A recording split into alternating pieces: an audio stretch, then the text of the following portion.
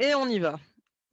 Alors, donc, avant de commencer, de se présenter, je vous propose, quelques règles sur, la tenue du webinar, pour, ceux et celles qui n'ont pas l'habitude d'utiliser Zoom version webinar. Vous allez, vous rendre compte qu'il y a 2 manières, de pouvoir interagir avec nous. Vous avez la fonction converser, donc qui correspond au chat, sur lesquels nous échangeons depuis tout à l'heure. Donc je vous remercie de, principalement utiliser cette, fonction pour nous signaler un problème ou répondre éventuellement à des questions liées à nos propres demandes si on en a pour interagir avec nous directement. Vous allez voir, c'est un chat, donc ça défile assez vite et c'est des fois difficile pour nous de récupérer vos propos ou vos questions. C'est pour ça qu'on a l'autre fonctionnalité qui s'appelle questions et réponses, comme vous pouvez le voir, il est marqué Q et R, qui vous permet de poser vos questions et nous, ça nous permettra de les trier au fur et à mesure et de pouvoir y répondre. Voilà. En ce qui concerne ces éléments-là, autre point que je voulais vous préciser avant que je donne la parole à Laetitia pour se présenter, c'est que vous aurez la présence d'Océane. Donc Océane, ça sera la modératrice qui essaiera de résoudre vos problèmes si vous en rencontrez pendant la conférence. Donc n'hésitez pas à la solliciter notamment dans le chat si vous avez un souci. Laetitia, je te laisse te présenter. Oui, merci. Bonjour à tous. Laetitia Clanet, je suis dirigeante et fondatrice de Qualicia Certification, donc organisme certificateur pour délivrer la certification Calliope et accrédité par le COFRAC. Donc, on a précisé la portée d'accréditation pour qu'elle puisse être vérifiée par le biais du COFRAC si vous le souhaitez. Voilà. Et en ce qui me concerne, donc Virginie Christen, donc moi je suis accompagnatrice qualité notamment sur la certification Calliope. Je suis auditrice certifiée fournisseur de prestations de formation et également du coup auditrice sur le référentiel national qualité. Je suis fondatrice donc du cabinet Opens où nous travaillons sur du conseil en qualité, en digital et en ressources humaines. Voilà pour les présentations. En ce qui concerne le déroulé du webinar, on va commencer par les enjeux et contextes de la certification Calliope. Pour enchaîner ensuite sur le cycle de la certification, ces 2 éléments clés seront présentés par Laetitia. En ce qui me concerne, je vous ferai les retours des premiers audits. Et nous allons par la suite échanger sur les dernières questions réponses restantes parce que je vous le rappelle, on va le voir, hein, on va le voir de suite après. Dans le formulaire d'inscription, vous aviez la possibilité de proposer vos questions pour qu'on puisse ajuster le webinar à vos attentes. Voilà. À la fin, donc à l'issue du webinaire, pardon, vous allez recevoir un mail d'invitation pour éventuellement un échange individualisé, car vous allez le voir, on est là aujourd'hui pour échanger sur la globalité de la certification Calliope. On ne peut malheureusement, c'est pas le but du webinaire, faire du cas par cas. Donc toutes les questions vraiment très personnalisées, très individualisées, on ne pourra pas y répondre. C'est pour ça que vous recevrez un mail d'invitation avec un échange individualisé si vous souhaitez aller plus loin, si vous estimez qu'on n'a pas été en capacité de pouvoir répondre à vos questions lors de ce webinaire. Donc, petite précision importante à mon sens de ce que n'est pas le webinaire. Donc, déjà, un débat sur la réforme. Je précise que ni Laetitia, ni Océane, ni moi sommes à l'origine des lois. Voilà. Donc, on est là pour vous aider à mieux comprendre, à mieux appréhender, mais on n'est pas là pour débattre sur ce qui est bien et ce qui n'est pas bien.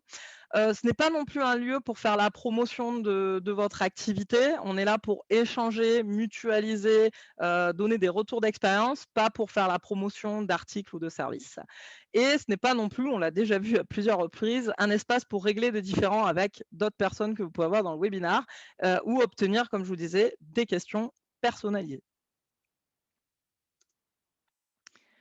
Alors, pour savoir un peu qui nous avons parmi nous aujourd'hui, quand vous êtes inscrit, vous aviez aussi la possibilité d'indiquer sur quel champ d'action vous travaillez. Donc, on voit que majoritairement, nous avons des organismes de formation qui dispensent des actions de formation, plus bilan de compétences VAE apprentissage qui sont moins représentés. Et également en termes de nombre d'actions réalisées, donc on voit qu'il y a majoritairement plus de 73% qui réalisent une action contre 15% deux actions et 3 et 4 actions restant à diviser les 12%, 6 et 6. Ce qui fait qu'aujourd'hui, en termes de questions, vous l'aurez compris, ça sera davantage axé sur des opérateurs qui ont une action et notamment sur l'action de formation.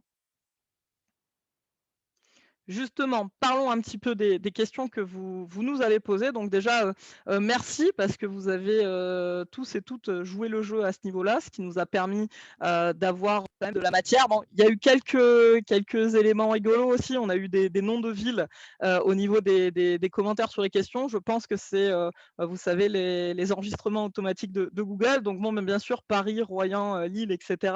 On ne va malheureusement pas donner suite à ces propositions de questions. Mais pour le reste, vous voyez qu'on a quand même une forte demande au niveau des retours d'expérience et notamment des questions d'interprétation des indicateurs et des critères.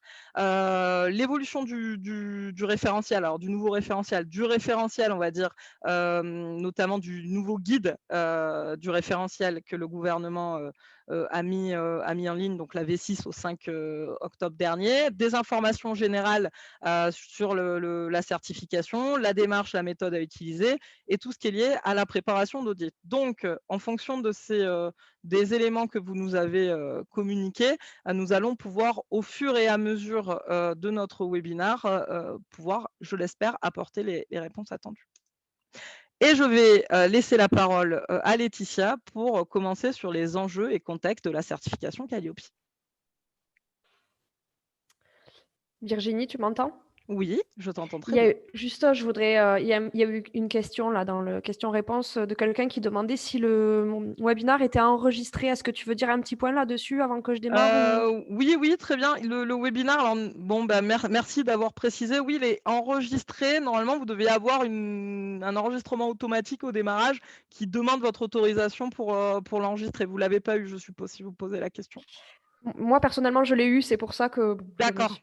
D'accord, ok. Oui, donc oui, le webinaire est enregistré pour aller plus loin en fonction des enjeux, des questions que vous allez nous poser, de la qualité du webinaire. On pourra éventuellement proposer un replay aux personnes qui se sont inscrites, sachant encore une fois, nous ne sommes pas des professionnels du webinaire. C'est vraiment pour nous un objet, un outil de communication qui nous permet d'échanger, de mutualiser nos connaissances avec vous. Donc, on verra comment on arrivera à le mutualiser, d'où l'intérêt pour nous d'éventuellement l'enregistrer pour vous en faire bénéficier en replay.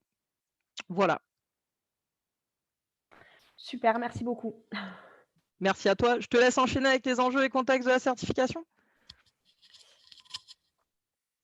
Tu peux me passer les slides du Bien coup? sûr, je te passe les slides.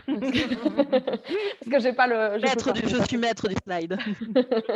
Ça va. Alors, du coup, le contexte de la certification Calliope est lié au fonds de financement des dispositifs de la formation professionnelle continue. Donc, il existe plusieurs types de financement, publics et ou mutualisés, qui peuvent être les OPCO, l'association Transition Pro, le SPIR, l'État, les régions, la Caisse des dépôts et consignations, Pôle emploi, la GFIP, etc. Donc, c'est au titre de ces financements-là qu'en mars 2014, la loi a confié aux financeurs de la formation professionnelle le rôle de contrôler la qualité des formations financées. Cette loi s'est traduite par l'apparition du référencement Datadoc qui a commencé en 2017.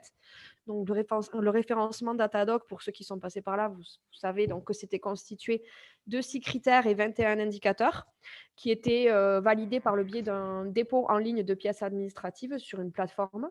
Et le contrôle de l'application était réalisé aléatoirement par les financeurs, en fonction de leur choix. Donc, certains étaient audités 3 fois dans l'année, certains jamais. Donc voilà, c'était un petit peu aléatoire. Mais ce qu'il faut savoir, c'est que ce Datadoc était déjà un premier pas vers la qualité. Donc, depuis septembre 2018, donc la loi Avenir professionnel, il y a donc Calliope qui est entrée en vigueur et qui sera obligatoire donc à partir du 1er janvier 2022. On a une petite coquille sur le Ah, diapo, oui, puisque donc il y effectivement, a ça eu, date de voilà. 2021, mais en dessous, oui, d'accord, OK. Oui, c'est Voilà, moi, c'est pas grave. 2022, hein. Oui, c'est 2022. Donc, les organismes qui souhaiteront faire financer leur formation par les fonds publics ou mutualisés devront détenir la certification Calliope. Donc, le référencement Datadoc ne permettra plus d'obtenir ces financements-là. Donc, bon, la petite coquille s'est glissée là parce que donc l'obligation, normalement, était au 1er janvier 2021, mais qu'à la suite de la crise sanitaire, l'ordonnance, donc 2020-387, a instruit des mesures d'urgence et reporté cette échéance au 1er janvier 2022. Donc, à partir de 2022, la certification, elle sera obligatoire pour les organismes de formation, les centres de bilan de compétences, les centres de validation et d'acquis par l'expérience et les centres d'apprentissage. Calliope est lui constitué, donc on reste sur le même langage, hein, il est constitué donc de 7 critères et 32 indicateurs qui sont applicables en fonction des types d'actions de formation dispensées. Donc certains sont applicables à la formation continue, d'autres au bilan de compétences, à la validation des acquis et de l'expérience et à l'apprentissage. Donc on a un socle commun et après on a des socles spécifiques qu'on va voir, si je ne dis pas de bêtises, dans une prochaine slide. Prochaine. Voilà, prochaine. Donc l'objectif de Calliope, c'est de démontrer et non plus déclarer sur la base de preuves que vous aviez avant déposées sur une plateforme. Là, il faudra démontrer en fait la prise en compte des différentes parties prenantes. Voilà. Donc on rentre dans une démarche d'amélioration continue. L'objectif également de Calliope, ça a été de simplifier la communication. Ils se sont rendus compte au ministère que vous aimiez beaucoup communiquer sur la marque Datadoc. Je ne sais même pas si finalement ça a été déposé comme une marque, mais que vous étiez déjà attribué comme une marque. Et il existait par le passé, du coup, c'est toujours le cas, mais il existe des certifications CNEFOP, des labels ou des certifications CNEFOP. Il y en avait 53. Donc maintenant, il n'y aura plus qu'une seule et unique certification qui permettra d'obtenir les financements publics ou mutualisés. L'objectif aussi, ça a été d'avoir en fait des interlocuteurs qui sont des auditeurs pour la certification Calliope, qui possèdent une double compétence et expertise qui est dans le domaine de la formation et aussi dans le domaine de l'audit. Donc ici, on vous a fait un petit rappel des textes qui concernent la certification qualité. Vous avez un premier décret relatif à la qualité des actions de formation professionnelle. Un deuxième qui est en fait le référentiel national qualité, puisque le référentiel, en fait, c'est ce décret-là, dans lequel vous avez les 7 critères et les 32 indicateurs qui sont référencés. Donc, associé à ce décret, on a le guide de lecture qui vient détailler des spécificités, hein. On a un arrêté qui est paru également pour tout ce qui est modalité d'audit associé au référentiel national qualité. Donc, c'est cet arrêté qui définit les délais de levée des non-conformités, les définitions sur la non-conformité mineure, les définitions générales, je parle, de la non-conformité mineure majeure. Voilà, ça définit le cadre un petit peu de l'audit. On a également un arrêté qui est relatif aux exigences pour l'accréditation des organismes certificateurs, qui dit que donc l'organisme certificateur doit être accrédité sous un certain délai. Je crois qu'on a 12 mois, mais que ça a été reporté à 15, si je ne dis pas de bêtises, à cause de la crise sanitaire. On a l'ordonnance du coup qui a été ajoutée au 1er avril qui informe du report de l'obligation au 1er janvier 2022. Et on a un décret et un arrêté qui vont fixer les aménagements des modalités de certification pour tous ceux qui seraient certifiés avant la fin de cette année, avant le 1er janvier 2021 ou le 31/12/2020. Voilà. Donc, ce décret, cet arrêté précise donc le report, le fait d'autoriser les organismes certificateurs à réaliser leurs audits initiaux à distance jusqu'à la fin de l'année et le fait que pour tous ceux qui se font certifier avant la fin de l'année, il y ait un cycle de 4 ans au lieu de 3 ans. On y reviendra en détail par la suite. Donc, le guide de lecture également, que je viens d'aborder, mais qui donc précise, qui donne des précisions sur les modalités d'audit. Le niveau, en fait, vous avez l'indicateur, le niveau attendu, des exemples d'éléments de preuve qui sont précisés dedans. Et vous avez un glossaire avec la définition de certains termes, et puis des obligations spécifiques et la définition des non-conformités. Bon, en gros, c'est vraiment l'outil support quand vous rentrez dans une démarche qualité pour aller vers Calliope. C'est vraiment, on va dire, l'outil principal à utiliser pour vous aiguiller dans la démarche. Et voilà la Donc slide. voilà, les indicateurs, on en a 32 au total, mais sur les 32, il y a un socle commun pour tous qui est de 22 indicateurs.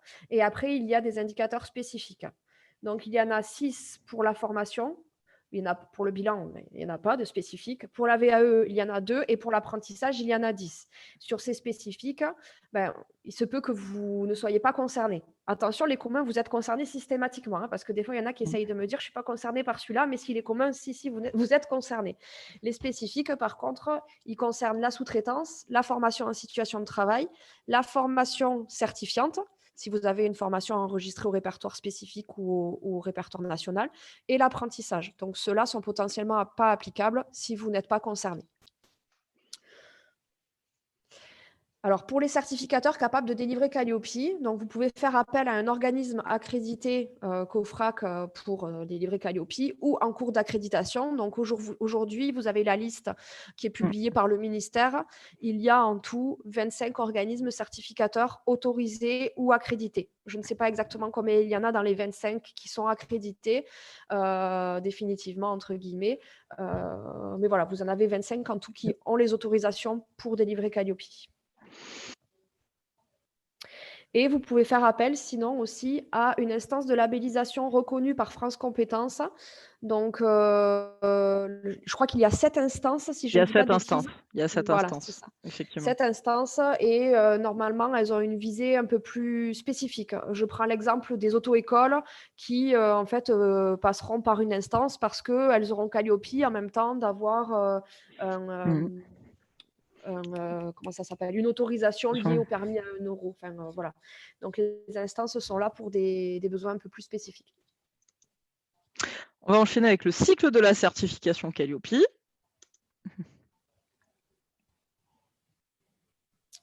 Oui, donc là, on va aborder... Oui. Oui. Voilà. Donc, le cycle de certification repose sur des audits selon des cycles de 3 années, sauf pour ceux qui seront certifiés avant la fin de l'année et qui ont déjà été certifiés depuis le début de la démarche, donc 2019-2020. Ceux-là auront un premier cycle de certification valable 4 ans. Donc, si on part sur le schéma classique des cycles de 3 ans, on a un audit initial, qui est le démarrage de votre démarche.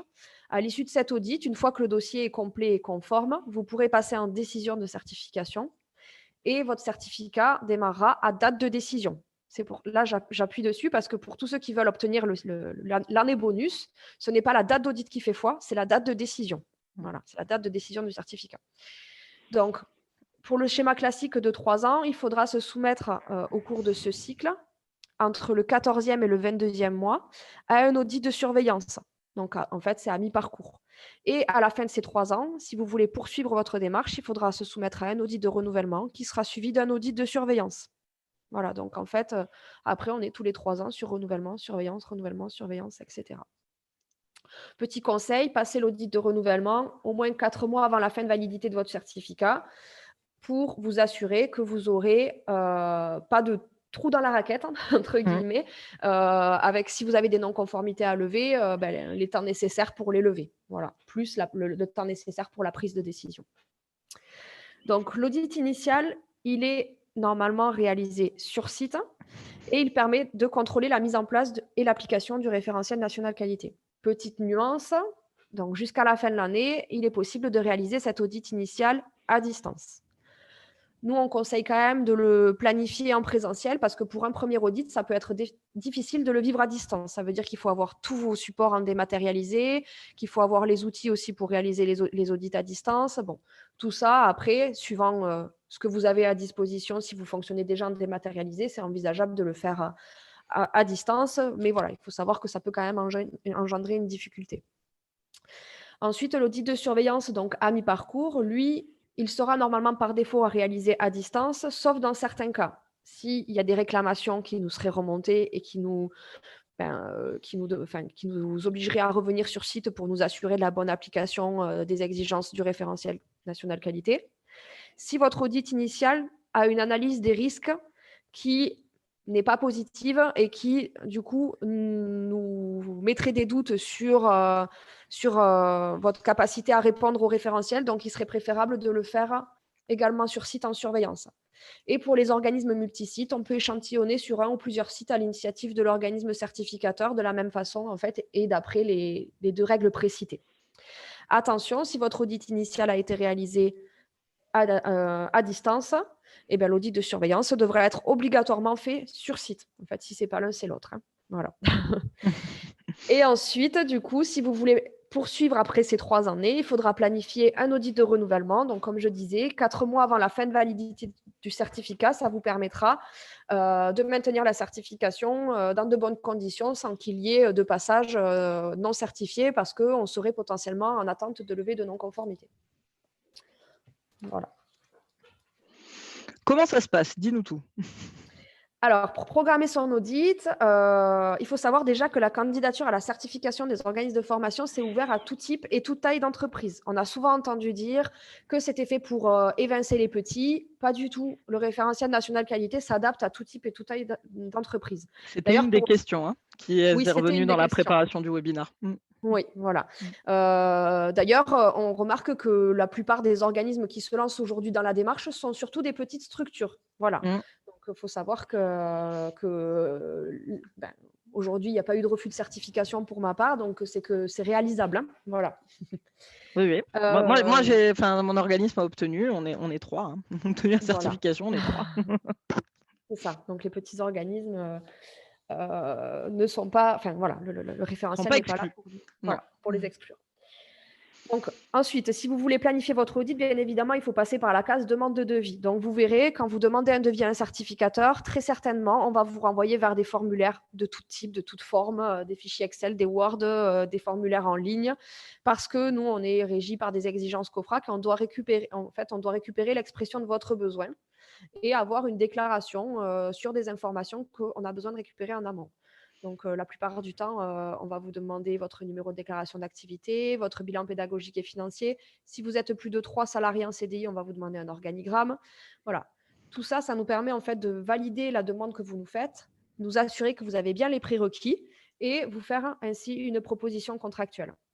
Donc, si la proposition contractuelle vous convient, vous pourrez retourner l'offre signée au certificateur et demander de planifier votre audit. Attention, pour la réservation des dates, plus tôt vous vous y prenez, plus vous avez de disponibilité. C'est un petit peu le jeu. Donc, il ne faut pas attendre le dernier moment non plus pour réserver, pour planifier votre audit. En règle générale, d'ailleurs, quand vous êtes accompagné, les consultants vous font un petit rétro-planning. Ils vous disent planifier l'audit avec le certificateur et puis nous, ils font un rétro-planning avec vous. Donc, ça, voilà. Une fois qu'on vous planifie l'audit, en fait, on va vous envoyer une proposition d'auditeur et de date. Et nous, on a besoin de votre validation, en fait, surtout pour l'auditeur, pour valider que vous n'ayez pas de conflit d'intérêt avec lui. Et une fois que ça s'est validé, l'étape suivante, c'est la réalisation de l'audit. Si je peux me permettre, Laetitia, en prenant la casquette d'auditrice, la signature du contrat pour la programmation de l'audit et la planification de la date, c'est quelque chose qui me semble ultra important à préciser, notamment que vous compreniez derrière comment ça se passe pour les organismes certificateurs. C'est qu'ils doivent réserver la date avec l'auditeur, leur booker une date prévisionnelle en attendant votre confirmation. Et si vous tardez à confirmer, l'auditeur, il a aussi d'autres activités ou d'autres demandes d'audit de certification. Donc, du coup, il sera obligé à un moment donné de faire un choix et c'est un va-et-vient qui est assez chronophage. Donc, au plus vite, vous arrivez à bloquer, même si la date, elle est pas immédiate, encore une fois, si elle s'étale un peu dans le temps, mais au moins, ça vous permettra de vous faire un rétro-planning, on va dire, plus serein, de vous engager dans une démarche proactive vers cette certification plutôt que de dire on verra plus tard quand je prendrai ma date de certification. Ça, c'est quelque chose que l'on voit nous assez souvent aussi en qualité d'auditeur derrière des dates qui nous sont pré-réservées, qui finalement sont pas maintenues, etc. En termes d'organisation. Et il y a aussi le cas on a observé en début d'année, premier trimestre, avant le confinement, comment se passait un petit peu quelle était la réaction des organismes pour aller dans la démarche de certification. Et clairement, sur le premier trimestre, beaucoup d'organismes planifiaient les dates sur le mois de juin et le mois de septembre. Donc, je pense qu'on va réobtenir la même tendance en début d'année. Là, pour l'instant, les organismes vont chercher les 4 ans, donc ils nous demandent novembre ou décembre. D'ailleurs, s'il y en a qui sont parmi le webinaire et qui veulent planifier novembre ou décembre, ne tardez pas trop parce qu'on est déjà bientôt en novembre. Donc voilà. C'est pas Et faux. pour ceux qui veulent planifier sur l'année prochaine, voilà, sachez que le mois de juin et le mois de septembre risquent d'être des mois très prisés parce que ce sont des mois stratégiques, je pense.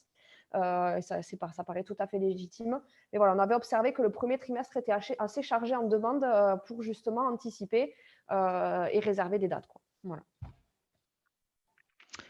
La durée des audits.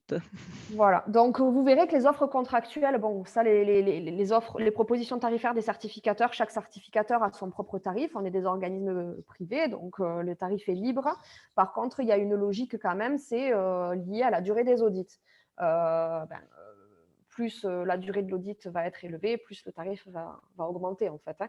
Donc, ce qu'il faut savoir, c'est que du coup, la durée, elle est fixée par décret, donc on ne peut pas y déroger. Des fois, nous, on fait des devis où on a un jour, parce qu'un jour, c'est la plus petite durée pour un organisme qui n'est pas labellisé CNEFOP. Et on nous dit, je suis un petit organisme, est-ce qu'on ne peut pas mettre une demi-journée? Non, ce n'est pas possible.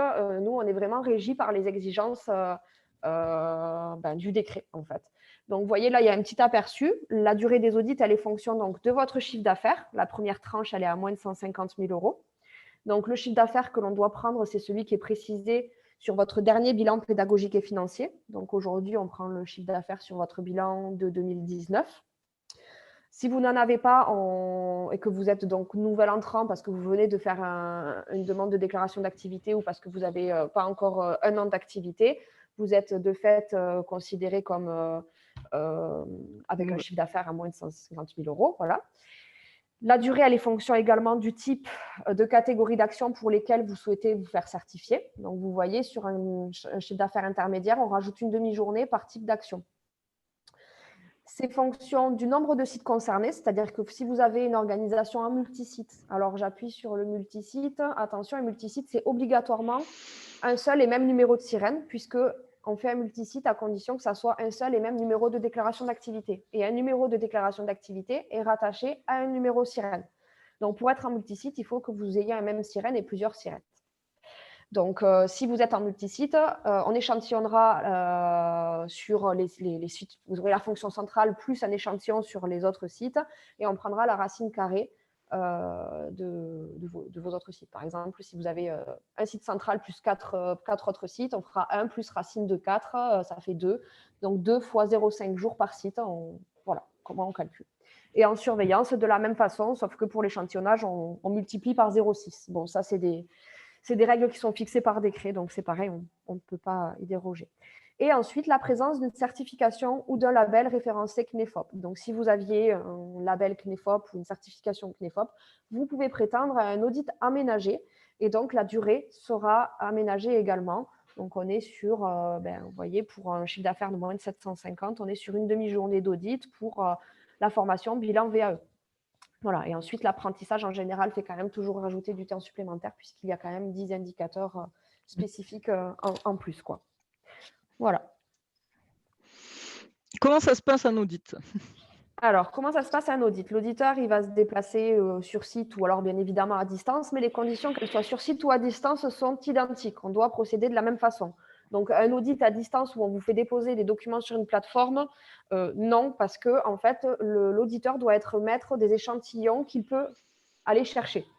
Donc, la meilleure façon de faire un audit à distance, d'ailleurs, c'est par exemple avec Zoom ou Microsoft Teams ou Google Meet. Enfin, voilà, un outil qui permet de partager votre écran en direct pour qu'on puisse respecter les exigences liées à l'accréditation.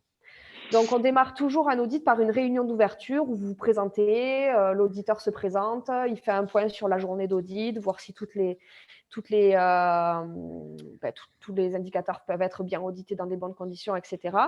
Il conduit l'audit au travers d'entretiens. Donc, il va vous poser des questions. Vous allez devoir lui expliquer votre fonctionnement, qu'est-ce que vous avez mis en place.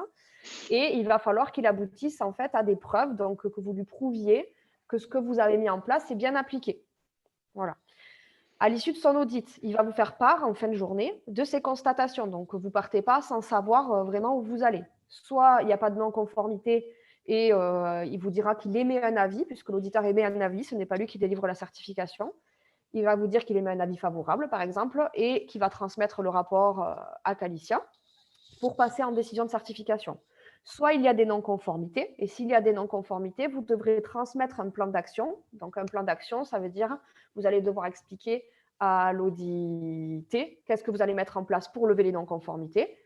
Et pour les non-conformités bloquantes, c'est-à-dire plus de 5 mineurs, donc supérieurs ou égal à 5, ou une ou plusieurs majeures, il faudra les lever afin de pouvoir passer en comité de décision. Donc à ce moment-là, une fois qu'elles sont levées ou que le plan d'action est validé lorsqu'elles ne sont pas bloquantes, il transmet son rapport et ses fiches à l'organisme certificateur et on fait la prise de décision. Donc après, suivant les certificateurs, on s'engage sur certains délais. Nous, on est sur des délais maxi où on s'engage sur 15 jours. Après, aujourd'hui, on est plutôt sur du 7 jours maxi, mais on s'engage verbalement et contractuellement sur du 15 jours pour la prise de décision. On est bien d'accord, Laetitia, les 15 jours pour la prise de décision, c'est au moment où tu as bien entre les mains le Oui. rapport et éventuellement les fiches, Oui, de levé. non-conformité avec les éléments levés. Donc, Exact. insistons aussi sur la réactivité que Oui. se doit d'avoir l'organisme de formation qui a été audité pour qu'il puisse lever, le cas échéant, les non-conformités bloquantes. Exactement. D'ailleurs, je rebondis sur ce que tu dis. On a beaucoup de demandes sur la fin de l'année où on nous demande des audits en décembre. Attention, bon, quand l'entreprise fait une demande, on regarde le contexte, où est-ce qu'elle en est dans sa démarche, etc. Attention, plus on planifie tardivement, plus il y a de risques s'il y a des non-conformités que le délai de levée s'ajoute. Alors les délais de levée, c'est vous qui les maîtrisez, puisque vous pouvez lever vous avez 3 mois pour lever une non-conformité bloquante, mais vous pouvez la lever en 48 heures, en 1 mois, en 2 Oui. mois. C'est voilà, en fonction du travail à fournir et du temps que vous avez à y accorder. Donc voilà, il ne faut pas non plus, parce que j'ai eu des demandes sur des audits la semaine du 21 décembre. Là, 21 décembre, honnêtement, ça me paraît un petit peu compliqué. Voilà, on ne sait jamais, il faut toujours prévoir un petit peu quand même. Non, c'est sûr, c'est sûr. Oui. Les constatations d'audit.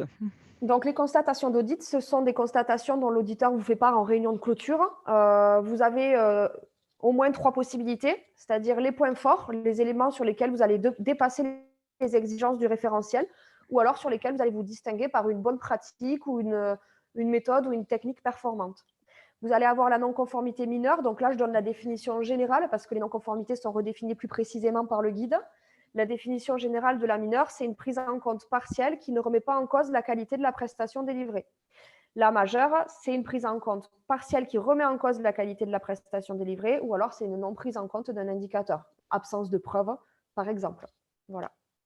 Sachant, comme tu l'as dit, j'insiste bien sur ce point, ces non-conformités sont clairement définies, comme tu l'as dit, par le guide. Par exemple, l'indicateur Oui. 4, si vous avez un écart, c'est obligatoirement une non-conformité majeure. Ce n'est pas l'auditeur qui peut choisir sur l'indicateur 4 de vous mettre une non-conformité mineure, ce n'est pas possible. Exactement. Il y a certaines non-conformités qui amènent directement du majeur. C'est pour ça que j'ai dit que c'était des définitions générales qui sont fournies par le décret sur les modalités d'audit. Mais attention, du coup, puisque le guide précise de façon où il y a les définitions, en fait. C'est précisé pour certaines non-conformités, voilà, que le partiel entraîne majeur. C'est ce que Donc tu la expliquais tout à non-conformité, l'heure, mais je pense que voilà, c'est c'est bien ça. de revenir sur On a tout défini. les points. Ouais. Oui. Donc la mineure, si vous transmettez votre plan d'action et que l'auditeur valide votre plan d'action, elle pourra être levée lors de l'audit suivant. À l'audit suivant, si par contre les mesures que vous aviez annoncées n'ont pas été mises en œuvre, là, la non-conformité pourra devenir une non-conformité majeure. Il faudra la réémettre, elle sera réémise en majeure. La majeure, elle est bloquante pour la certification, c'est-à-dire que tant que vous avez une majeure non levée, vous ne pourrez pas être certifié. Et si vous êtes déjà certifié et que la majeure arrive en surveillance ou en renouvellement, votre certification pourra être suspendue, réduite ou retirée si vous ne les levez pas dans les délais. Donc, vous avez 3 mois. Sachez que 3 mois, quand même, vous avez largement le temps de lever les non-conformités. Je ne veux pas vous mettre la pression. Donc, voilà, sachez que vous avez quand même largement le temps. Après, ce qui va faire que vous ayez moins de temps, c'est le volume. Donc, voilà, il faut faire attention et se préparer et quand même faire les choses consciencieusement. Et après, il y a la petite particularité de la certification Calliope où si vous dépassez les 5 non-conformités mineures, ça sera également bloquant et il faudra considérer toutes les non-conformités au-delà de 5 comme des non-conformités dites majeures, c'est-à-dire qu'elles seront bloquantes pour la certification. Par exemple, si vous avez 6 non-conformités, il faudra enlever 2 de façon à ce qu'il n'y en ait plus que 4 non levés mineurs à la prise de décision.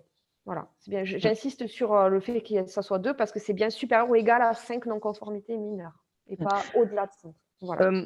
Petite question, Laetitia, parmi tous les organismes aujourd'hui que tu as certifiés, est-ce qu'il y en a Oui. qui ne sont pas allés au bout de la démarche? C'est-à-dire que quand ils ont eu des non-conformités bloquantes, donc non-conformité majeure ou supérieure à 5 non-conformités mineures, est-ce qu'il y en a du coup, qui ne les ont pas levées et pour lesquelles tu n'as pas pu délivrer la certification? Non, ça n'est jamais arrivé sur un total. Enfin, est-ce que je vais m'expliquer? C'est-à-dire qu'il n'y a pas eu de refus total. Par contre, il y a des organismes qui demandent et qui tentent de faire formation et bilan, par exemple, et puis ils se disent, bon, je verrai si bilan ça passe.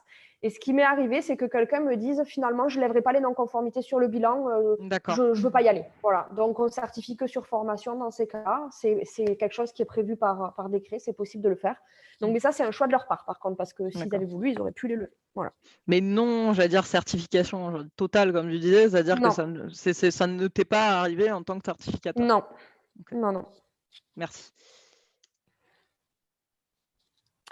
Ensuite, voilà, j'aime bien faire un petit point sur le logo et les chartes d'utilisation liées au logo Calliope parce qu'on voit beaucoup le logo Calliope être utilisé sur les réseaux sociaux alors que seuls les certifiés Calliope ont le droit de l'utiliser pour communiquer sur leur certification, donc pas sur autre chose. Et aussi, les certificateurs ont le droit de l'utiliser. Mais voilà, si vous n'êtes pas certifié, si vous voulez communiquer sur Calliope pour autre chose que pour vos activités de formation, vous n'avez pas le droit d'utiliser le logo. Donc attention, vous avez des chartes qui vous seront, elles sont aujourd'hui disponibles sur le site du ministère, mais elles vous seront également remises lorsque vous serez certifié. Pensez à en prendre connaissance et à bien respecter.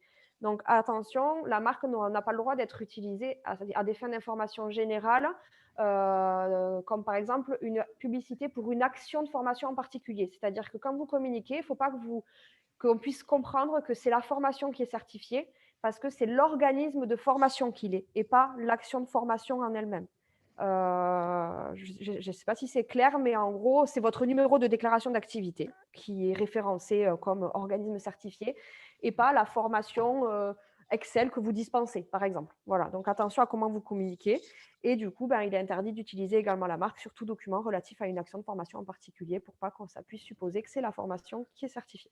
Oui, pour compléter ce que tu dis, Oui. par exemple, lorsque vous faites certifier votre organisme de formation, il est possible que vous présentiez les formations que vous faites à l'instant T, par exemple, comme tu l'as cité, Excel, et que tout au long de votre développement commercial, vous changiez de braquet et que finalement, vous proposiez des formations sur, je ne sais pas, Adobe, allez, un autre logiciel, peu importe.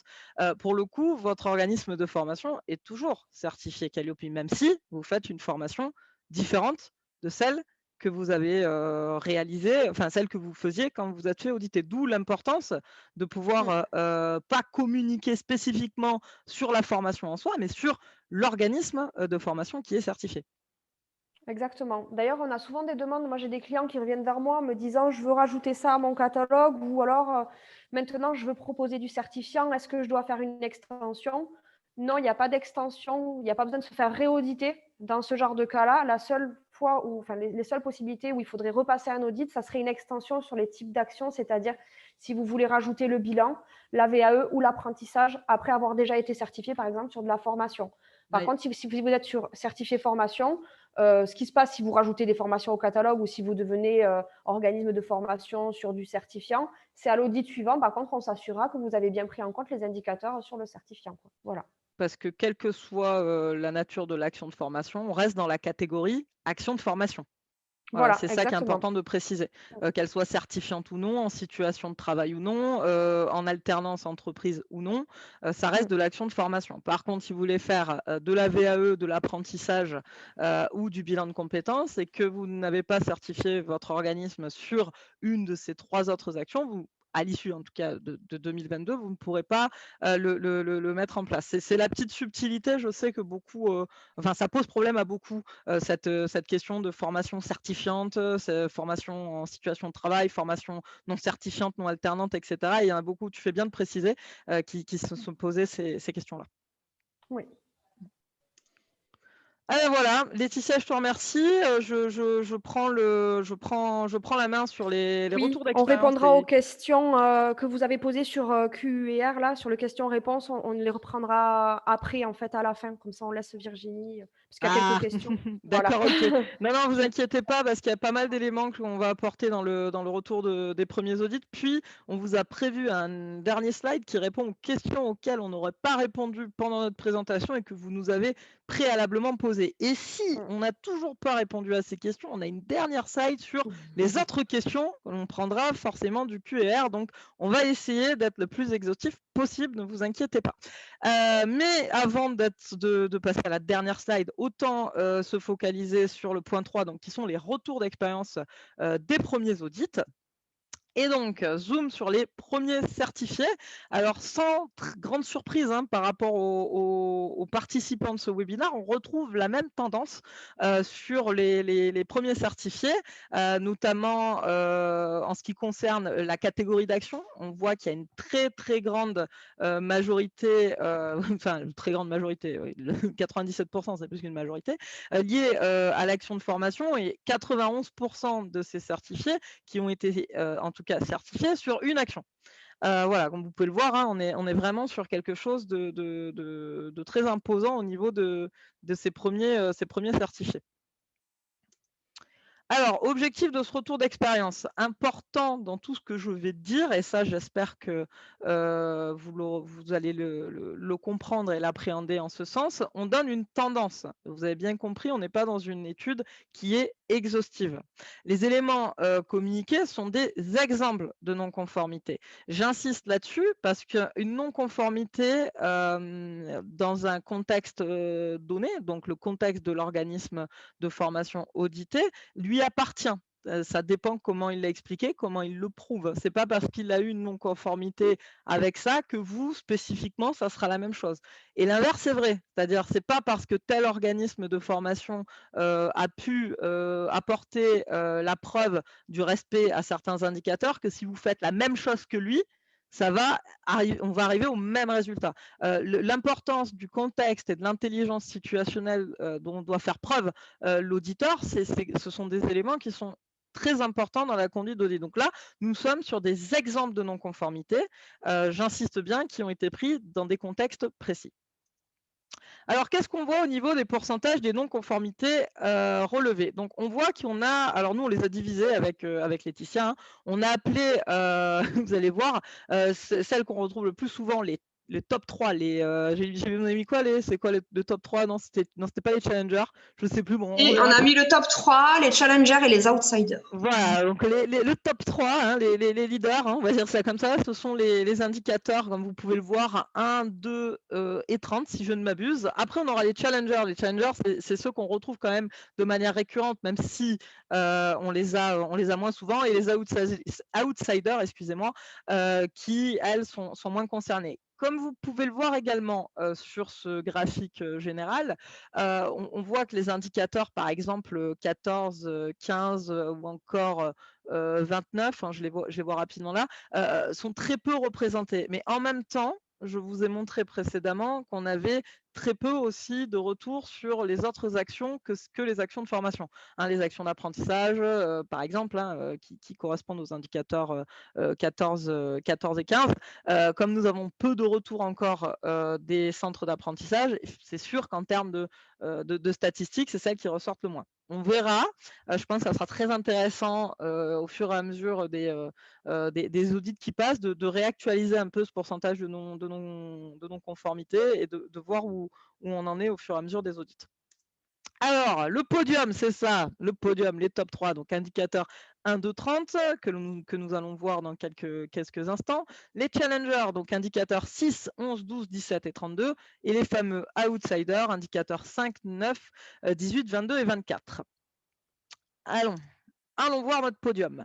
Donc, l'indicateur 1 et l'indicateur 2 font partie du critère 1. Le critère 1, c'est la capacité de l'organisme de formation à communiquer, à diffuser des éléments qui sont spécifiés par ces indicateurs. Donc, sur l'indicateur 1, pour être tout à fait exact, il y a une succession d'items que l'on souhaite retrouver dans vos communications. Et j'insiste dans le côté communication, puisque l'indicateur 2, c'est pareil, on cherche à ce que ces éléments soient diffusés. Donc, on cherche des preuves de diffusion. Et d'ailleurs, c'est bien des éléments qui manquent dans l'indicateur 2. On voit qu'il y a généralement des absences de communication des indicateurs. On a des fois des absences de calcul des indicateurs de résultats, mais des fois des absences tout court de communication. Ils sont calculés.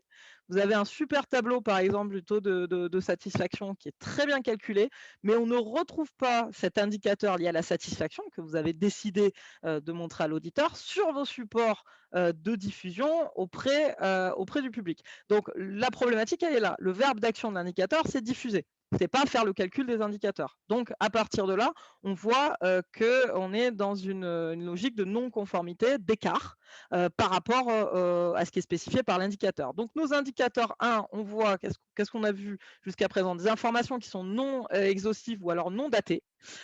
Donc, on n'a pas la capacité de pouvoir prouver l'actualisation et la datation des informations que vous communiquez, et l'absence d'une ou plusieurs informations, notamment l'accessibilité des personnes en situation de handicap, les délais d'accès, le tarif, etc., pour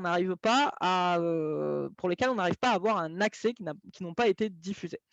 L'indicateur 30, alors là, on change complètement de registre, parce que nous sommes du coup dans le critère 7. Et l'indicateur 30, c'est le relevé des appréciations des parties prenantes. Donc, parties prenantes de la formation, qui sont les utilisateurs finaux, nous sommes bien d'accord, donc les stagiaires, mais également les autres partenaires avec qui vous pouvez travailler. Ça peut être l'équipe pédagogique, ça peut être les financeurs, ça peut être le commanditaire si vous êtes sur des formations en intra, donc le chef d'entreprise ou autre. Donc, on voit des fois une absence de formalisation de la collecte des appréciations, et indicateur intéressant, enfin information intéressante, pardon, une non prise en compte des équipes pédagogiques dans les parties prenantes. Donc, on voit souvent les organismes de formation se démener auprès de leurs clients, utilisateurs finaux, stagiaires, financeurs ou entreprises, mais pas forcément d'avoir recueilli en fait les éléments liés aux équipes pédagogiques, qui pour le coup font pleinement partie de la vie de la formation et donc de l'organisme de formation. Donc ça, c'était pour notre podium des top 3. Si on passe au challenger, donc en ce qui concerne l'indicateur 6, donc l'indicateur 6, ce que l'on voit, alors l'indicateur 6, on est, pour que vous puissiez vous repérer, on est sur le critère 2, donc l'indicateur 6, c'est le prestataire établit les contenus et les modalités de mise en œuvre de la prestation adaptées aux objectifs définis au public bénéficiaire. Voilà. Clairement, qu'est-ce que l'on voit sur cet indicateur? On voit une absence de formalisation de séquentiel et de modalités d'évaluation, des méthodes d'apprentissage inadaptées ou une absence de déroulé pédagogique, et des objectifs qui sont rattachés aux compétences non formalisées. Clairement, sur cet indicateur, ce qui est important de voir, c'est qu'on cherche à la fois à ce que vous puissiez nous prouver la mise en œuvre de la prestation, et le fait d'avoir établi des contenus qui permettent de correspondre à la prestation. Je vous donne un exemple exprès très, très, très large, mais si vous prévoyez, je ne sais pas moi, d'apprendre à un boulanger à faire du pain, et que vous n'avez pas prévu la logique de plateau technique pour lui permettre d'apprendre à pétrir le pain, ça va être un petit peu compliqué d'expliquer comment vous allez adapter et mettre en œuvre par rapport aux objectifs qu'il est de devenir pâtissier ou boulanger, d'arriver à prouver ces éléments-là. Donc là, je fais exprès de prendre le grand écart, mais globalement, on est dans cette logique-là. L'indicateur 11 et l'indicateur 12, on est toujours dans cette logique je veux dire de conception et de réalisation de la formation. Donc l'indicateur 11, on est dans l'évaluation de l'atteinte par les publics bénéficiaires des objectifs de la prestation. Et donc là, on voit qu'il y a une absence de formalisation du processus d'évaluation où l'évaluation ne permet pas d'apprécier l'atteinte des objectifs. Voilà. Donc, j'insiste aussi sur votre capacité à expliquer à l'auditeur qui, certes, connaît la formation, mais ne connaît pas forcément vos dispositifs de formation. Donc, expliquer réellement les objectifs qui sont associés, comment vous les avez définis, comment vous avez prévu le parcours, et par la suite, arriver à expliquer comment vos modalités d'évaluation permettent d'évaluer concrètement l'atteinte des objectifs. Et ça, c'est vrai qu'on rencontre certaines difficultés en termes d'éléments de preuve. L'indicateur 12, alors l'indicateur 12, c'est celui qui nous demande de décrire et de mettre en œuvre les mesures pour favoriser l'engagement des bénéficiaires et prévenir les abandons, prévenir les ruptures, ce qu'on appelle les ruptures de parcours. Et là, pour le coup, on voit beaucoup d'organismes qui ont soit pas prévu de description de gestion des ruptures de parcours, des absences, des abandons, etc. Soit qui n'ont pas prévu de dispositif de relance. C'est-à-dire, bon, bah, ils sont absents, c'est pas grave, on passe à autre chose. Et donc, on ne travaille pas sur cet engagement du bénéficiaire dans le cadre de sa formation. Alors, si nous continuons avec nos challengers, donc nous sommes sur l'indicateur 17. Donc, l'indicateur 17, c'est le fait de mettre à disposition ou de s'assurer, et j'insiste dessus, de la mise à disposition des moyens humains et techniques adaptés d'un environnement approprié. Qu'est-ce qu'on constate sur cet indicateur? Généralement, une absence de formalisation de la mise à disposition de moyens ou le défaut d'équipement. Exemple, plateau technique non adapté. Je reprends mon exemple tout à l'heure du boulanger. J'insiste sur le côté de s'assurer de la mise à disposition, notamment pour les formateurs qui travaillent uniquement en intra-entreprise, donc qui vont chez le client ou en inter et qui louent des salles. Vous devez vous assurer de la mise à disposition de ces éléments-là. C'est votre rôle de vous assurer que vous allez avoir les moyens logistiques et matériels de réaliser correctement votre formation. L'indicateur 32, donc là on est sur le critère 7, les logiques d'amélioration continue. Le 32 nous dit le prestataire met en œuvre des mesures d'amélioration à partir de l'analyse des appréciations et des réclamations. Donc là, globalement, qu'est-ce qu'on constate? Une absence d'éléments de preuve liés à l'amélioration continue ou l'absence de formalisation du recueil et du suivi des actions d'amélioration. Donc, on ne vous demande pas, encore une fois, j'insiste là-dessus, de tout réformer dès que quelqu'un vous dit que ça ne va pas. On vous demande de prendre acte de ces éléments-là, de les identifier, de donner une réponse, une décision derrière. Est-ce que j'agis, est-ce que j'agis pas et pourquoi? C'est ça le logique de mesure d'impact. Si j'agis pas, quelle est la conséquence? Donc, est-ce que je dois agir, oui, non? Ce sont ces éléments de réflexion dans la vie de vos structures qui nous semblent importants. Je continue du coup avec les outsiders, ceux qu'on voit le moins souvent en non-conformité, en tout cas actuellement par rapport aux éléments fournis par Laetitia et Calicia Certification. Donc en ce qui concerne l'indicateur 5, qui nous dit que le prestataire définit les objectifs opérationnels et évaluables de la prestation. Donc indicateur 5, nous sommes dans le critère 2, on voit que, on constate, qu'il y a soit une non-communication des objectifs ou des objectifs qui sont non évaluables. Alors que l'indicateur précise que les objectifs sont définis les objectifs opérationnels et évaluables de la prestation. On travaille énormément sur cette logique de, par la suite, indicateur 11, d'évaluer les objectifs que vous avez fixés. Donc, on demande dans la conception qu'ils soient édités comme évaluables. En ce qui concerne l'indicateur 9, donc l'indicateur 9, on est dans le critère 3, on est dans l'action de formation. Donc le prestataire informe les publics bénéficiaires sur les conditions de déroulement de la prestation. Donc là, on vous demande de pouvoir donner des informations pour que le bénéficiaire puisse savoir à quelle sauce il va être mangé globalement.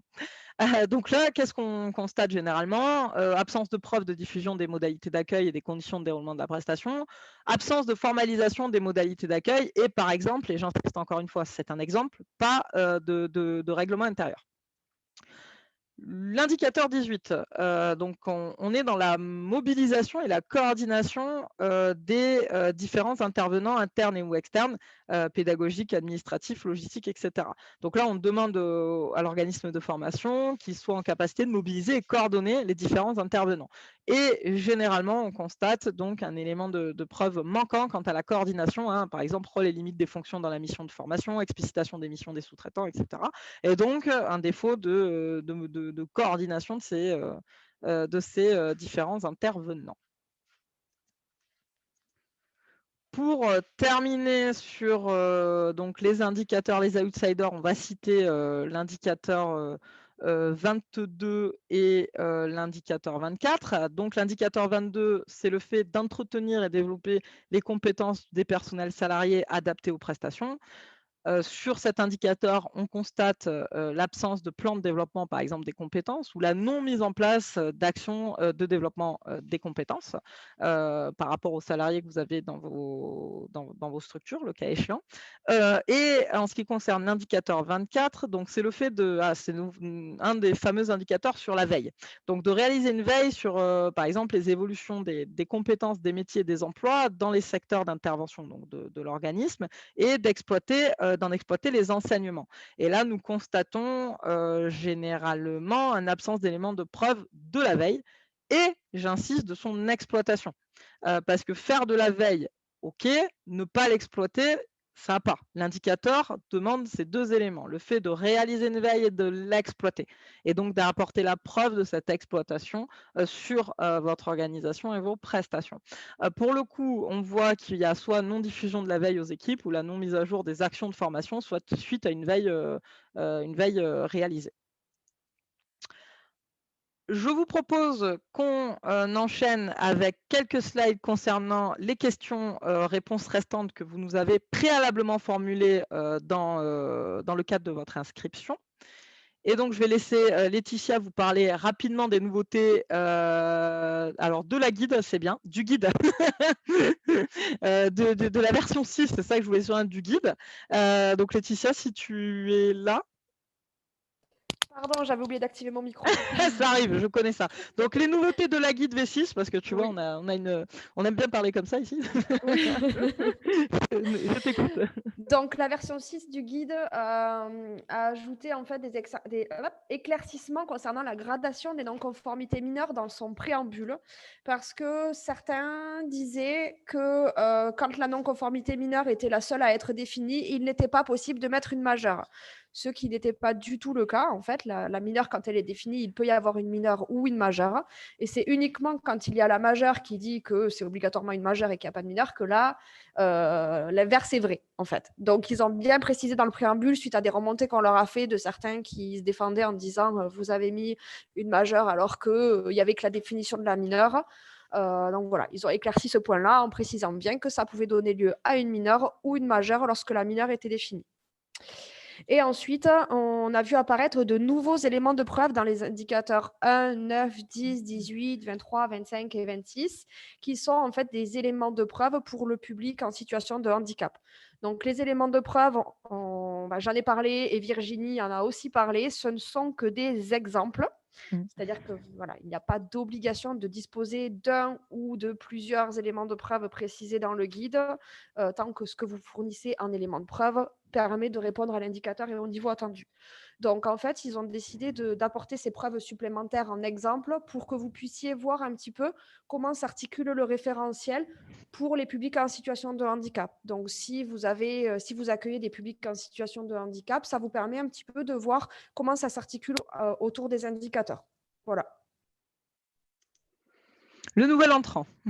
Alors, le nouvel entrant, donc justement, il y a une question dans le question-réponse qui demandait comment ça se passe pour l'indicateur 2 tout à l'heure quand tu as parlé de Ah l'indicateur 2 oui. et de la diffusion des indicateurs. Sachez que dans le guide de lecture, en fait, il y a des spécificités pour certains indicateurs qui dit que soit on ne va pas au bout de l'indicateur, soit on ne l'audite pas du tout, il sera vérifié en surveillance. Et donc, je vais partir sur l'exemple du 2 puisque c'était la question. L'indicateur 2, donc je vous rappelle que c'était celui qui demandait de diffuser des indicateurs de résultats. Eh bien, il y a une spécificité pour les nouveaux entrants qui dit que des indicateurs doivent être pré-identifiés au moment de l'audit, mais qu'ils seront audités au moment de l'audit de surveillance.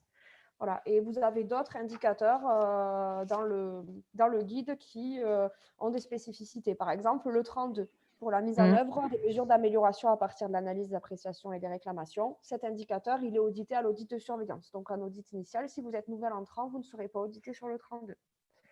Voilà.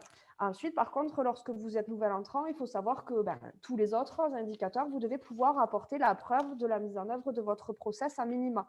Voilà. Donc, si vous n'avez pas encore eu le temps de réaliser une action de formation et de pouvoir appliquer votre process, il faut que vous ayez en quelque sorte les preuves sous forme de formulaire ou d'enregistrement, même s'ils n'ont pas été complétés, de façon à ce que l'auditeur puisse se projeter dans son audit, dans vos explications et voir qu'est-ce que vous allez apporter comme preuve lorsque vous aurez vos actions qui vont démarrer, en fait, lorsque vous aurez vos activités qui vont démarrer. Voilà pour ça. Un point sur l'échantillonnage. Alors oui, effectivement, l'échantillonnage, donc les règles sont fixées par le certificateur pour l'échantillonnage, donc n'hésitez pas à demander au certificateur quelles sont les règles fixées. Nous, de notre côté, ce qu'on dit à nos auditeurs en formation, c'est rigolo, j'ai un auditeur qui participe là et qui était en formation il n'y a pas longtemps. Donc, je leur dis qu'en audit, en réunion d'ouverture, au début de l'audit, qu'ils essaient de quantifier avec vous depuis quand vous vous êtes mis en conformité vis-à-vis du référentiel national qualité. Par exemple, si vous dites, bon, mais moi, ça fait 3 mois que je travaille en conformité avec le référentiel, il pourra aller auditer parmi les prestations réalisées pendant ces 3 mois. Si vous vous êtes mis en conformité il y a 3 mois, mais que vous n'avez pas pu appliquer parce que vous n'avez pas eu d'activité, il pourra auditer, on va dire, un petit peu plus en amont. Alors, ça ne sert à rien de remonter trop loin non plus.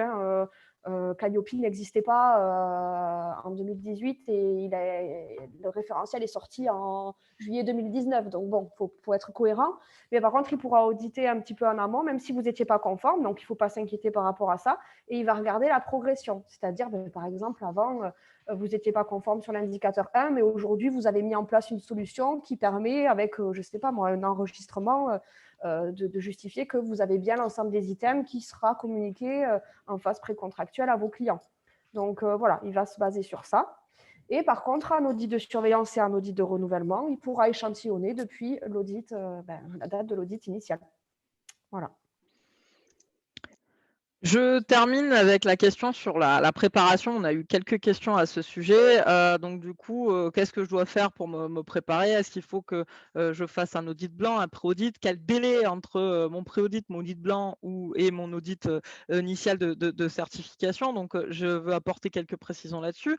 Pour vous préparer à la certification Calliope, vous avez plein de possibilités en interne, donc le faire vous-même. Quand je dis en interne, c'est avec vos équipes ou vous-même. Je conseille toujours aux organismes de formation de d'abord lire attentivement le guide, donc la V6 du guide, pour pouvoir se positionner sur les pratiques qu'ils ont déjà, est-ce que j'ai pas, etc. Avant de pouvoir envisager de se préparer différemment. Quand bien même, si vous souhaitez vous préparer et faire appel à un audit blanc ou un pré-audit, donc c'est le fait de venir regarder, faire une simulation, on va dire ça, d'audit avant le vrai audit. On conseille généralement, et encore une fois, je dis on conseille, quand je dis on, ça peut être des certificateurs ou des consultants ou des cabinets, etc. Les chiffres que je vais vous donner sont très relatifs parce que ça va dépendre de la capacité de l'organisme à répondre positivement à ces non-conformités et le délai. Si vous faites un audit blanc, par exemple, et que vous avez 5 non-conformités, quelles qu'elles soient, majeures, mineures, peu importe, vous avez 5 non-conformités, je pourrais très bien vous dire que si vous consacrer le temps et l'énergie nécessaires à la régulation de ces non-conformités, avec l'effectif qu'il faut derrière et la régulation, vous pouvez envisager de passer votre audit sous 1 à 3 mois. Encore, ça va dépendre de la nature des non-conformités et surtout de votre implication sur le sujet. Parce que si vous avez que quelques non-conformités, mais que vous ne les regardez pas avant l'audit initial, forcément, entre l'audit blanc ou le pré-audit et de l'autre côté l'audit initial, il va y avoir le même constat ou des constats en tout cas similaires par rapport aux éléments qui ont été vus. Donc attention, on peut pas, je sais que cette question revient systématiquement, combien de temps il me faut pour préparer la certification Calliope? Eh ben, je suis vraiment désolée, ma réponse, elle va être ça dépend. Ça dépend de votre capacité de compréhension des indicateurs, de votre temps et votre motivation et votre disponibilité à réaliser ces éléments-là. Il n'y a pas de réponse type. Par contre, j'insiste sur quelque chose que je vois souvent. Pour moi, vous avez souvent des offres d'externalisation totale de Calliope. En tant qu'auditeur, je ne parle même pas en tant qu'accompagnateur, pour moi, ce n'est pas possible. C'est-à-dire qu'aujourd'hui, je vais vous demander, quand je vais auditer la mise en œuvre de vos process. C'est ce qui va m'intéresser. Si vous n'êtes pas capable de m'expliquer la mise en œuvre parce que vous avez externalisé totalement via une plateforme, etc., et bien pour le coup, on va se retrouver face à une difficulté pendant l'audit. Donc, la seule chose qui est sûre, c'est l'externalisation totale sans que vous regardiez ce qui se passe.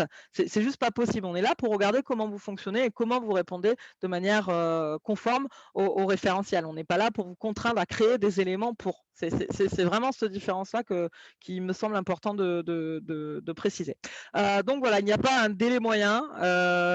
Généralement, moi, ce que je vois, des gens qui sont investis, qui sont impliqués, qui travaillent sur leur certification, qui partent de zéro, eh ben, j'en ai vu en 4 mois qui ont mis une réelle dynamique qualité en marche et qui ont passé leur audit de certification et leur audit initial sans encombre. Voilà, clairement, 4 mois. Maintenant, ça va dépendre de où vous partez, quelle est l'importance pour vous de cette démarche. Est-ce que c'est juste avoir le certificat ou est-ce que c'est vraiment de travailler sur ses process, son organisation et la volonté de vous améliorer de manière continue.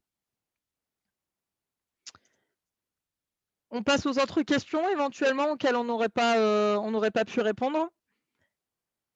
Laetitia, est-ce que tu vois des questions qui te semblent pertinentes sur lesquelles on pourrait… On commence dans l'ordre? Comme tu le souhaites. Oui. Du coup, il y avait une première question qui demandait si chaque audit de renouvellement tous les 3 ans sera facturé à chaque fois. Eh bien, oui, en fait, vous contractualisez avec un certificateur pour au moins 3 ans. Après, regardez les offres que vous signez. Des fois, vous avez l'audit de renouvellement qui est déjà inclus, donc vous partez pour 6 ans.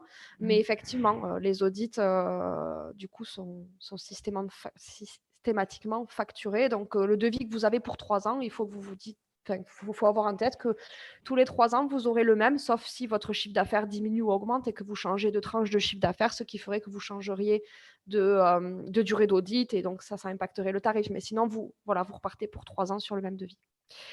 Afin d'obtenir le titre quadriennal, l'audit initial doit avoir lieu avant le 31 décembre 2020. Donc ça, j'en ai parlé tout à l'heure. Ce n'est pas la date de l'audit qui fait foi, c'est la date de décision de certification. Donc, il faut planifier votre audit avant le 31, mais il faut aussi obtenir la certification. Et entre la date de l'audit et la date de décision, il peut se passer un peu de temps, comme on en parlait tout à l'heure.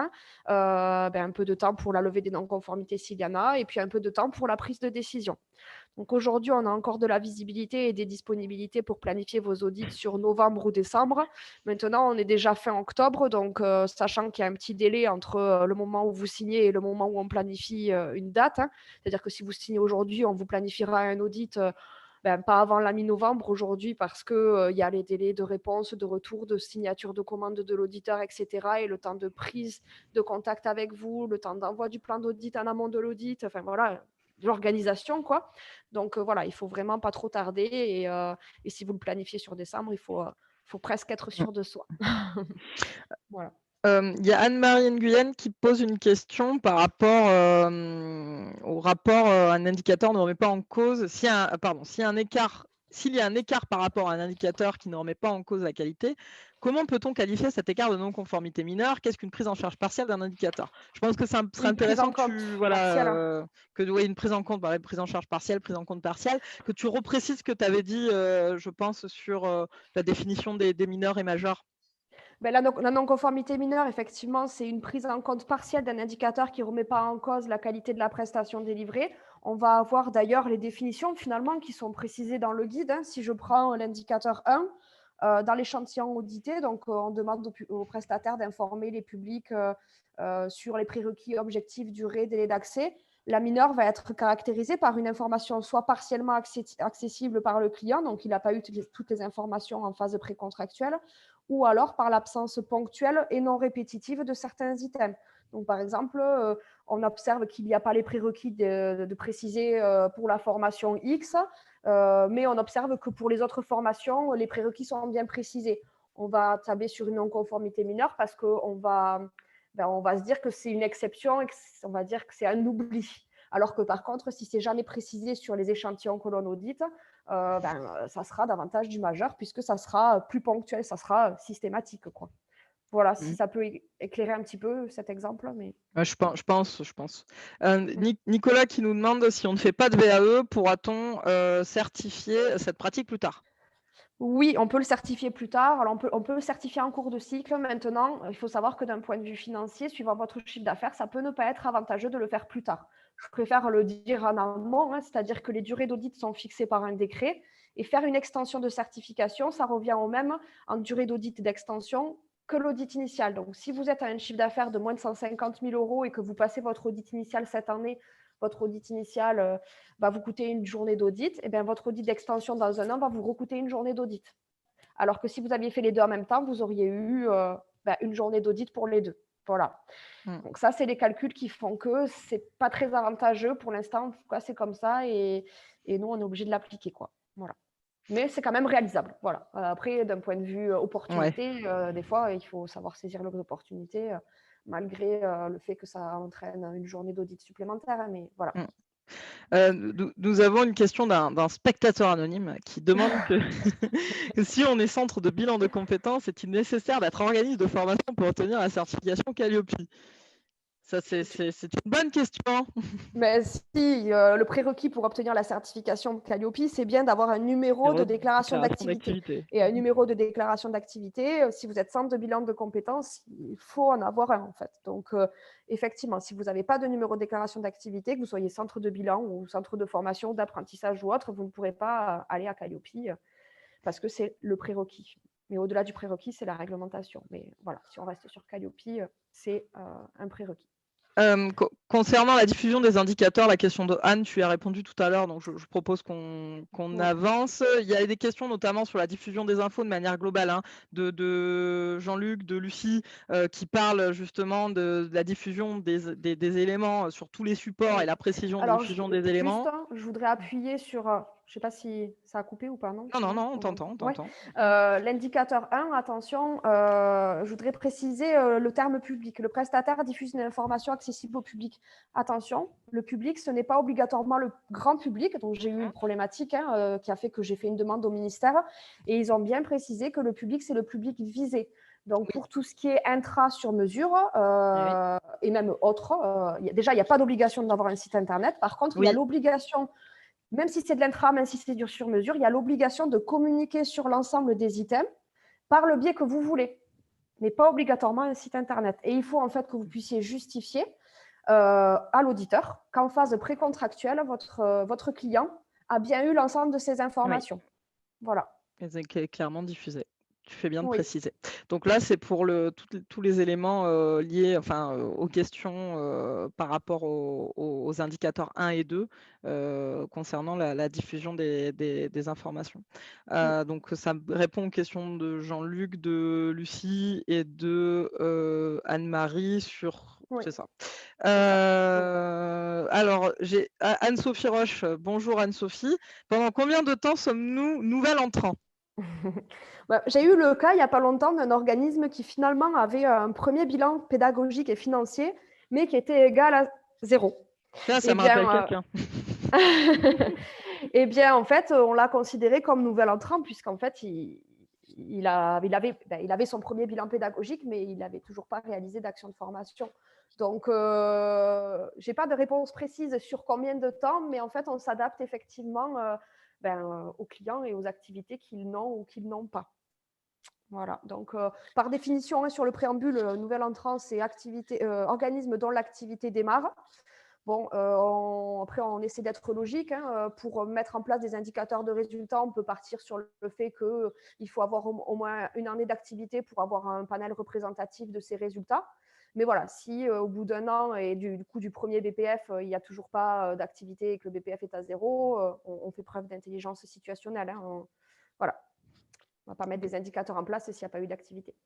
Oui, il y a quelques questions à ce niveau-là. Je vois dans toutes les questions sur notamment la chute d'activité liée au Covid et le fait de ne pas avoir réalisé de formation pendant un grand moment et de maintenir par exemple son audit initial. Justement, ce que tu disais tout à l'heure sur la prise en compte de l'échantillonnage. C'est qu'à un moment donné… Ce que je disais, c'est qu'on vérifiera à minima le process et puis si il audite effectivement sur avant le Covid et que ce n'était pas conforme, il regardera la progression et qu'est-ce qui a été mis en place. Enfin, ça ne sert à rien de mettre une non-conformité sur une prestation de début 2020 si aujourd'hui la non-conformité est déjà levée. On est dans une démarche d'amélioration continue. Si la réponse finalement à ce qui n'était pas bon en janvier a été mise en place et qu'aujourd'hui vous avez modifié votre enregistrement ou le support par lequel vous voulez tracer votre conformité et qu'il est conforme, on regardera ce qui est en place à l'instant T, quoi. Voilà. Je continue de balayer. Je vois qu'il y a une question sur une dématérialisation, enfin des logiques de plateforme dématérialisation. Donc ça concerne pas vraiment tout le monde, mais il demande de savoir si une plateforme de dématérialisation, dématérialisation via une plateforme de formation, ça peut être considéré comme un élément de preuve en montrant des catalogues, des calendriers, des inscriptions, convocations. Je pense que j'ai déjà vu le cas. J'ai un client qui fait que du e-learning et il a tout. Enfin, c'est impressionnant, mais il a tout sur sa plateforme de e-learning. Ben oui, c'est un élément de preuve parce qu'en plus… Bientôt, moi, ça sera pareil. Au contraire, ils ont tout qui est automatisé sur les plateformes en général. Donc ouais, c'est quand même top ça, mais bon. Bref. Bon, en ce qui concerne un petit zoom sur le critère, alors c'est l'indicateur 26, je précise, pas le critère 26, l'indicateur 26 et le fait de travailler sur la prise en compte du public en situation de handicap. J'insiste, ce sont les CFA qui ont une obligation de référent handicap. Les centres de formation n'ont pas d'obligation réglementaire à ce niveau-là. Par contre, vous devez, c'est marqué clairement dans l'indicateur, prendre en compte, mobiliser un réseau de partenaires sur le champ du handicap et prendre en compte les situations de handicap ou réorienter le cas échéant. L'objectif, c'est de ne pas laisser la personne sans réponse face à une demande de formation parce que vous n'êtes pas en capacité de pouvoir l'accepter. Je ne sais pas si tu veux rajouter quelque chose là-dessus, Laetitia. Le référent handicap, finalement, il est obligatoire que pour les CF1. Ouais. Voilà. Merci, Laetitia. Céline nous a posé des questions. Donc, l'enregistrement Datadoc. C'est pertinent. Alors, est-ce que l'enregistrement Datadoc est obligatoire? Tu veux répondre? Oui, en fait, effectivement, le ministère doit compiler la liste des certifiés pour en faire un fichier unique qui sera consultable par tous sur le site du ministère. Mais en attendant, vu que ce n'est pas prêt, il demande aux organismes de déposer leur certificat de Calliope sur la plateforme Datadoc pour qu'on puisse avoir en fait un endroit sur lequel on a la liste des prestataires en fait certifiés. Nous, de notre côté, on communique quand même la liste de nos certifiés, mais Datadoc permet, c'était déjà un outil qui était actif, donc il permettait déjà de pouvoir communiquer auprès de l'ensemble des OPCO sur vos certifications. Donc, il faut continuer de déposer sur Datadoc votre certificat Calliope. D'ailleurs, Datadoc s'est mis à jour en ce sens. Vous pouvez sélectionner même le certificateur avec lequel vous êtes passé. Enfin bon, ils sont allés loin dans le truc. Donc, voilà. Mais il faut le faire. Et pour tous ceux qui seront certifiés 4 ans, je vois la deuxième question. C'est vrai que je vous ai dit tout à l'heure qu'à mi-parcours, un audit de surveillance devait être réalisé, que c'était entre 14 et 22 mois. 14 et 22 mois, c'est pour les cycles de 3 ans. Si vous êtes certifié pour 4 ans, ça sera entre 14 et 28 mois. Voilà. Donc après ça, pour nous, en tout cas au sein de Qualicia, on a une alerte qui nous dira au bout d'1 an de certification de reprendre contact avec vous pour vous proposer de planifier cet audit. Donc voilà, après ça. C'est intéressant. Marie-Agnès demande comment sont réparties les demandes des OF, point de vue géographique à ce jour. Est-ce que toi, tu constates une demande plus importante sur certains départements Secteur ou régions? géographique. Ouais. Oui, en ce moment, alors bizarrement, nous, c'est vrai qu'on est basé à côté de Toulouse, donc on a normalement beaucoup d'activités sur le sud de la France.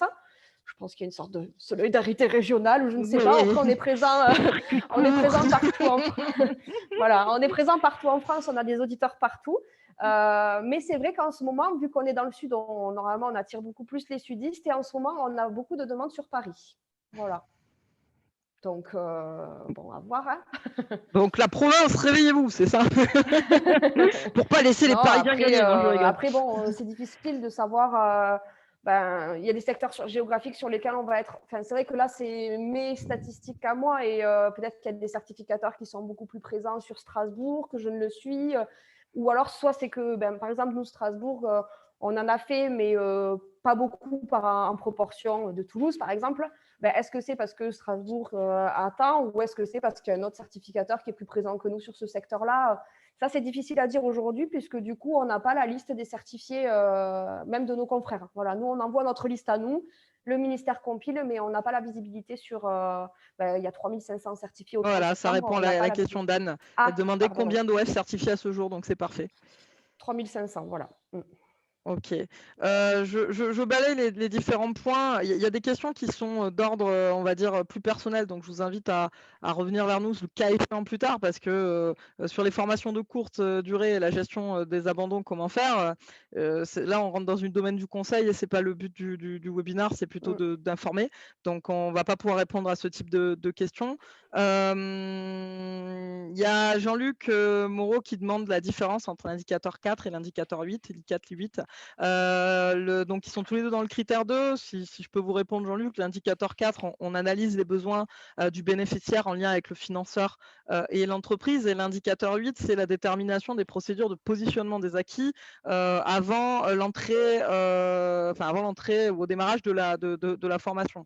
Donc, on n'est pas, si vous voulez, si vous lisez toujours les verbes d'action, on n'est pas dans la même logique. Il y a une analyse de besoins qui vous permet d'un côté, et l'indicateur 8, c'est on vous demande, maintenant que vous avez analysé les besoins, de quand même être dans la détermination des procédures qui permettent d'évaluer le niveau des personnes que vous avez en face de vous le jour de la formation.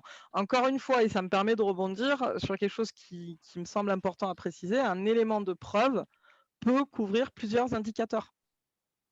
Oui. Vous n'êtes pas obligé, encore une fois, de dire indicateur 1, un élément de preuve, indicateur 2, un élément de preuve. Exemple de l'indicateur 1 et 2, c'est quand même intéressant. On est sur la diffusion d'informations, et l'indicateur 2, c'est sur la diffusion d'indicateurs de résultats que vous avez jugés représentatifs des actions que vous délivrez. Si vous diffusez cet indicateur de résultats, par exemple, sur votre site internet, c'est encore un exemple, je précise, et que sur votre site internet, il y a tous les éléments liés à la formation, vous montrez votre site internet, c'est un élément de preuve qui permet de couvrir deux indicateurs, l'indicateur 1 et l'indicateur 2. C'est de même pour l'indicateur 4, l'indicateur 8, en fonction de votre organisation. Encore une fois, ça dépend de votre organisation et de la manière dont vous fonctionnez. Et ça, c'est toute l'explication que vous donnez à l'auditeur lors de la réunion d'ouverture. Et toute l'explication que doit chercher l'auditeur en vous posant des questions pour regarder que vous êtes conforme aux éléments du référentiel, aux différents indicateurs. Voilà pour moi. Après, qu'est-ce qu'on a? Oui, peut-être sur les logiques de sous-traitance, Laetitia, est-ce que tu veux dire quelques mots sur les organismes de formation sous-traitants, donc qui n'ont pas, en étant sous-traitants, uniquement sous-traitants, n'ont pas l'obligation de passer par la certification Calliope. Par contre, s'ils choisissent d'y aller. S'ils choisissent d'y aller, il faut qu'ils puissent quand même justifier par leur process qu'ils sont capables de les prendre en direct. Et puis après, ils peuvent appliquer leur process en sous-traitance. Mais c'est vrai que On pourra auditer des preuves de sous-traitance si vous en avez, mais vous n'aurez peut-être pas tout parce qu'il y a votre donneur d'ordre qui va rester maître de certains indicateurs. Donc voilà, quand vous êtes en sous-traitance, on regarde ce que vous avez à disposition. On ne vous oblige pas à avoir les 32 indicateurs à disposition pour obtenir la certification Calliope. Nous, ce qu'on va regarder, c'est si vous êtes en capacité de faire une activité une activité de formation en direct. Donc, voilà. Oui, je pense que c'est très bien. Une dernière question de Nicolas qui me semble importante, c'est vrai qu'on n'a pas précisé, c'est la logique de confidentialité par rapport aux informations qui sont échangées dans le cadre de l'audit. Je suis désolée, il y a une petite coupure. Ah, je disais, Nicolas pose une question liée à la confidentialité. Justement, Alors, et je pense que ça, c'est important de le préciser aussi. Oui, nos auditeurs sont engagés par un engagement de confidentialité. Contractuellement, on a aussi des clauses de confidentialité auprès de vous. Donc, ce que vous pouvez faire après, c'est à la limite anonymiser les éléments, ne pas faire apparaître le nom. C'est pareil, de la même façon, sur les rapports d'audit, vous pouvez demander à l'auditeur s'il veut échantillonner une prestation et que c'était madame, je ne sais pas, moi je ne vais pas dire un nom et un prénom au hasard, mais vous pouvez demander à l'auditeur de préciser, je ne sais pas moi, Virginie Christiane, et bien vous pouvez dire à l'auditeur, est-ce que vous pouvez préciser BC. Oh pardon, je n'ai pas pris le bon exemple. Non, mais j'ai l'habitude, j'ai été traumatisée toute mon enfance avec. Tu peux continuer, VC, ou alors ça fait CV, c'est pas mieux. Hein. Donc, il faut se marier. Dédicace. Oui, c'est pour ça. Je ne sais pas s'il nous entend. Non, malheureusement, c'est pas grave. Voilà. Alors, il y a juste une question d'Aurélie, voir si c'est possible. Et tous les fournisseurs ont l'obligation d'avoir un plan de développement des compétences différentes de celui de sa société. Mais alors là, Aurélie, je suis désolée, mais on est vraiment dans une question spécifique. Je pense que ça ne va pas, enfin, je ne sais pas ce que tu en penses, Laetitia, mais correspondre à tout, enfin, au tout plus le monde, grand nombre. Donc, je vous invite à nous contacter en privé pour ces éléments. F interne avec son propre SIRET en SASU. Ouais, non, je pense que Ouais, il vaut mieux qu'on creuse en direct pour ce type de questions. Parce qu'après, suivant comment est faite l'organisation, ça peut être considéré comme de la sous-traitance ou alors comme du. Enfin, voilà, il faut voir comment le montage est fait pour les. Ouais, très bien. Ouais. Bah, écoutez, on vous remercie pour votre attention. Donc, vous avez les modalités pour nous contacter à la fin de sur cette dernière slide. Vous allez recevoir également un mail de remerciement pour la présence à ce webinaire. On va voir si on est en mesure de pouvoir vous le rediffuser. Et dans ce cas-là, bien entendu, je vous communiquerai les éléments liés à ce replay si on arrive à le mettre en place. En tout cas, voilà, merci pour votre présence, votre attention, vos questions qui nous permettent nous aussi de répondre au plus proche de vos interrogations. Donc, c'est important pour nous. Merci à tous, en tout cas, pour votre participation et pour les nombreuses questions, parce que c'est intéressant de voir encore quelles sont les questions les plus fréquemment posées aussi de la part des organismes pour voir à quel endroit de la démarche ils se situent. Donc, voilà. Merci à vous. Et vous nous retrouverez sûrement prochainement au fur et à mesure des retours d'expérience que l'on a et des différentes thématiques à aborder. Donc, restez connectés pour suivre notre actualité, permettant de vous diffuser les informations. Et pour tous ceux qui n'ont pas encore franchi le cap de la certification ou qui vont bientôt le franchir, en tout cas, on vous souhaite du succès dans vos démarches et on y croit. Il y en a combien, tu as dit 3400, 3500 qui sont passés 3500 certifiés au 30 septembre. Voilà. Donc, on a dû passer la barre. J'ai envie de vous dire, pourquoi pas vous? Il n'y a aucune raison. Donc, ayez foi en ce que vous faites et le reste, ça ira. C'est un peu de travail, on ne va pas se le cacher. Mais globalement, derrière, ça permet de mettre à plat certaines choses et d'avancer dans le bon ordre. Donc, voilà, je vous souhaite du succès, une belle fin de journée, une bonne semaine puisque nous sommes lundi. Et à tout bientôt. Il y a une question, s'ils seront informés d'un prochain webinaire. C'est intéressant d'y répondre. Oui, bien sûr. De toute façon, oui. Alors, dans le mail de fin de webinaire qu'on va vous envoyer automatiquement, merci Zoom, vous avez la possibilité de vous inscrire du coup au suivi à la newsletter. Et dans cette newsletter, je diffuse généralement toutes les invitations en premium du webinaire avant de les diffuser sur les réseaux. Donc oui, bien sûr, et on reste connectés. Laetitia et moi, on est très présentes sur LinkedIn, que ce soit sur nos pages entreprises ou sur nos profils. Donc si vous voulez rentrer en connexion avec nous, le cas échéant, si vous ne l'êtes pas, n'hésitez pas. Et sur nos actualités, on diffuse beaucoup sur ces réseaux. Oui, et puis bon, après, pareil, de la même façon, nous aussi, on a une newsletter et du coup, quand on a des planifications comme ça de webinaires, on le fait passer auprès de nos clients en avant-première, donc aucun problème pour vous informer sur les prochains. Et comme a dit Marie-Agnès, Calliope 2, oui, tout à fait. Voilà, c'est ça. Bon, merci à tous en tout cas, Merci. et belle fin de journée. À Au revoir. bientôt et au revoir.